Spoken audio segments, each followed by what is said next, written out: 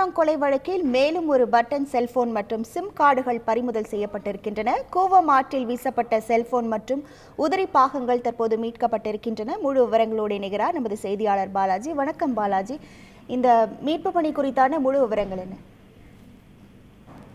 பகுஜன் சமாஜ் கட்சியின் தமிழகத்தின் மாநில தலைவர் ஆம்ஸ்ட்ராங் கொலை வழக்கில் அதாவது 16 பேர் கைது செய்யப்பட்ட நிலையில் அவர்கள் இப்ப அந்த கொலை சம்பவத்துக்கான பயன்படுத்திய தொலைபேசிகள் திருவள்ளூர் மாவட்டம் கூவம் ஆற்றில் வீசப்பட்டிருக்கிறது.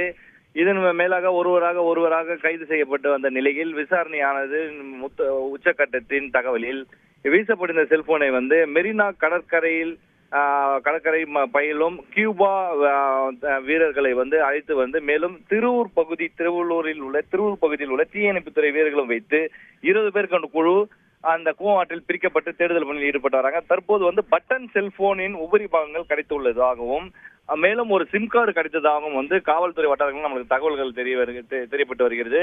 அந்த செல்போனின் உபரி பாகங்கள் அந்த கூவம் ஆற்று பகுதியிலிருந்து எடுக்கப்பட்டிருக்கிறது.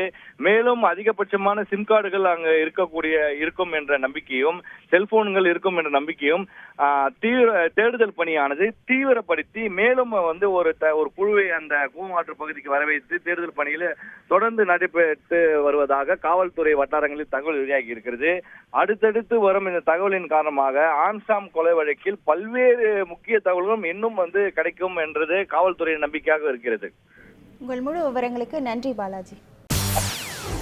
செய்திகளை உடனுக்குடன் தெரிந்து கொள்ள உடனே சப்ஸ்கிரைப் பண்ணுங்க.